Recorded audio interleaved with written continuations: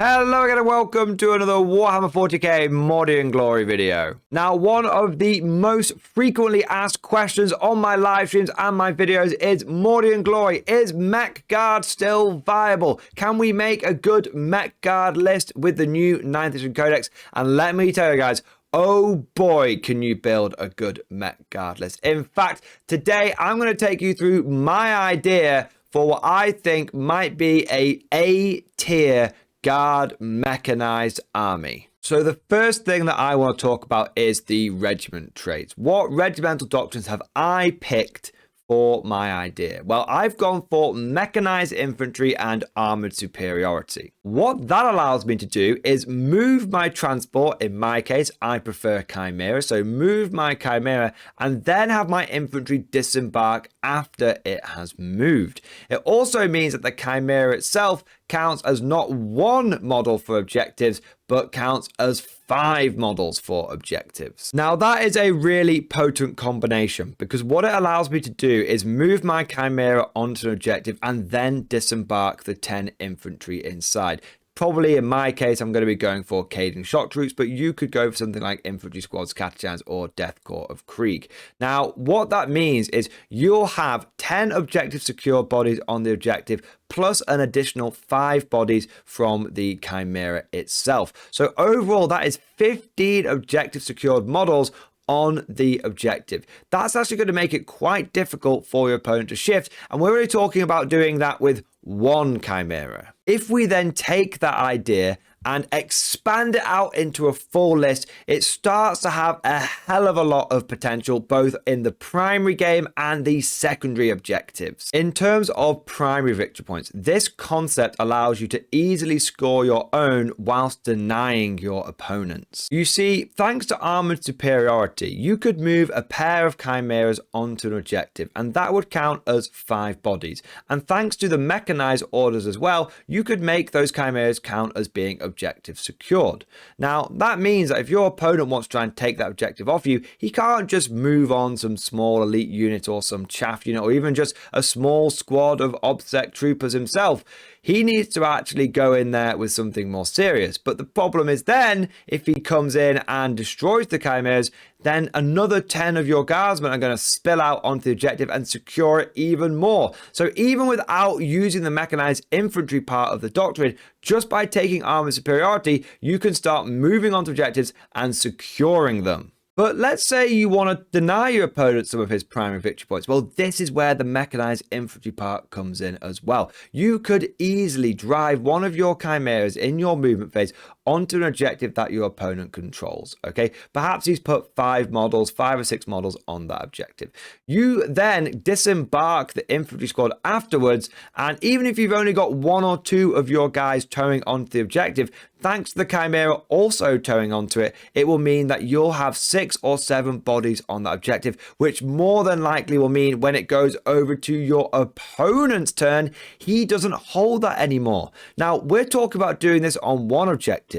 What if you could do it on multiple objectives held by your opponent? Let's say you've got a fleet of Chimeras at your disposal. If you're playing on a mission that requires you to hold 2 objectives in order to score any primary victory points, there is no chance in hell your opponents could do that. You could easily send out 4 Chimeras and do this mechanized infantry disembark trick onto all 4 of the middle objectives in the middle of the map and just deny your opponent any primary victory points. Even if you're playing on a mission that only requires you to have to hold 1 objective to get some primary points, it means that your opponent is more than likely only going to hold 1, which means that whilst he's trying to scrape by on his 4 primary points a turn, you're happily sitting there on the majority of the objectives, and every single turn you're able to move more and more men onto them and secure them even more. So overall, it means that not only are you great at denying your opponent those victory points, but you're also able to easily score your own. Now, not only do you have some pretty strong primary game, but this list is even stronger when it comes to scoring secondary objectives. You see, thanks to the mechanized infantry regimental doctrine, you can easily score many of your unique guard secondaries. For example, you could take boots on the ground, and all you would need to do is take a Chimera, move it into an enemy table quarter or no man's land table quarter, and just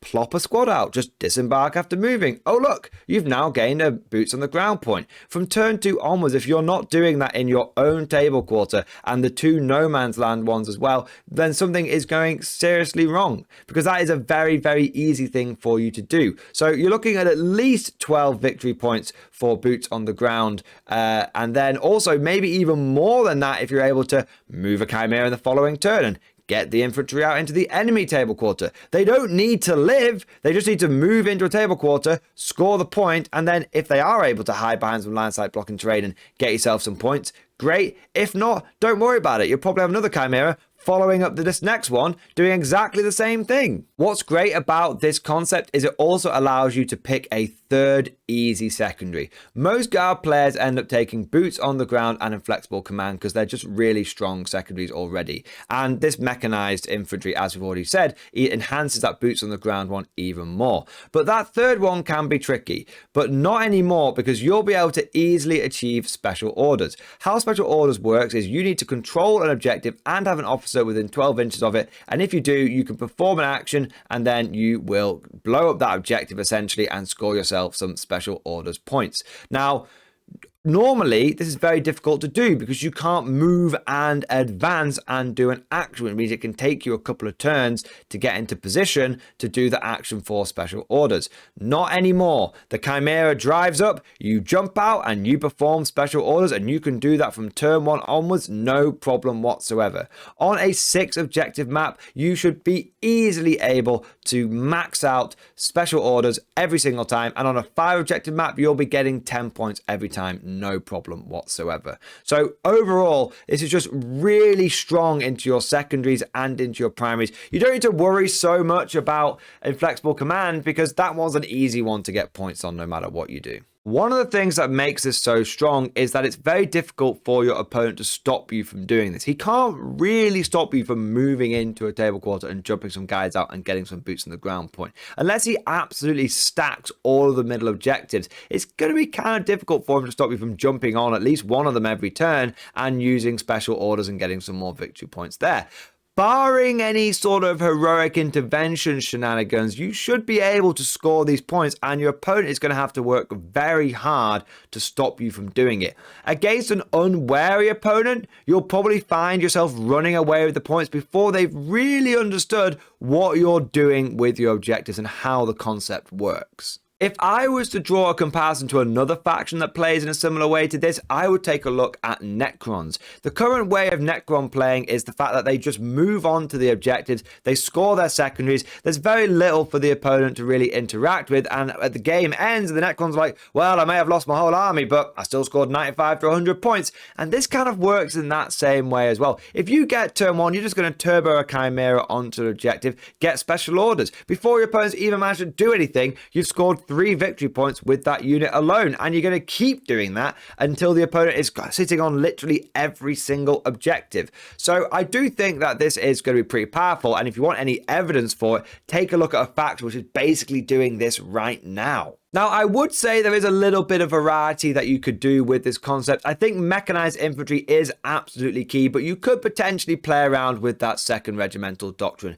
I think you could potentially go for something like swift as the wind to give yourself an extra 2-inch movement, especially if you then full throttle, you're looking at like a 16-inch move on a Chimera. That's pretty nice. It means you will definitely be able to get there. The only disadvantage of doing that is that you're not going to have that arm superiority to be able to sit on objectives with some potentially objective secured 5 model Chimeras. Now, I know some people are going to be saying, Morning and Glory, what about Tauruxes? Those things are pretty fast. They might be able to get objectives fairly quickly.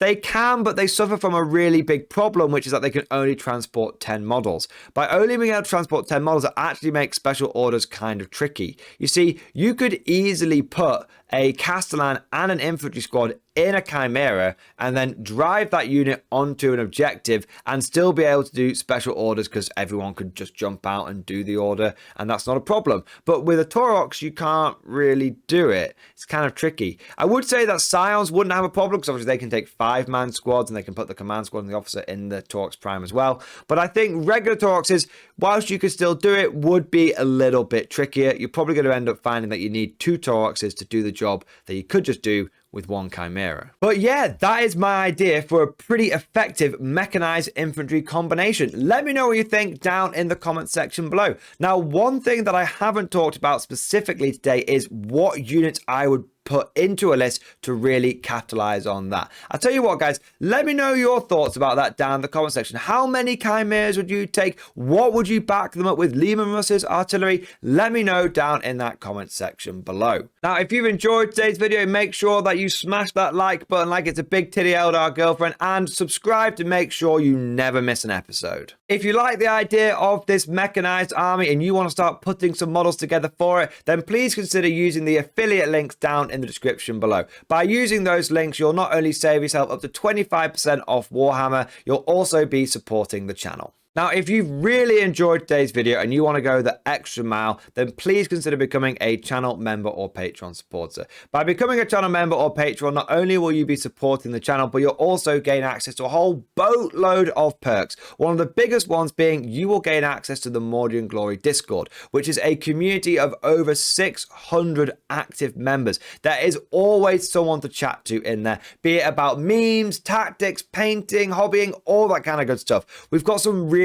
experienced players in there who are able to provide some fantastic tactical advice. So if you're a newer player and you want to be part of a safe, cool community, and you also want to be able to have a great resource to draw upon, then please consider becoming a channel member or Patreon supporter. And I just want to take a moment now to say a special thank you to all of our latest channel members. So a huge thank you to Edgeless, Alex, Juju, Morvox, Matthew Muto, Nolan Beck, Hashan of Legend, Mark Shrub, Kempo Ninja 187, Jamie Hall, Maxfield Knuckles, John Miller, Jay, Roland, Nigel, Ben Baxter, Richard Holman, Fabrizio, and DubXB. Thank you guys for becoming channel members.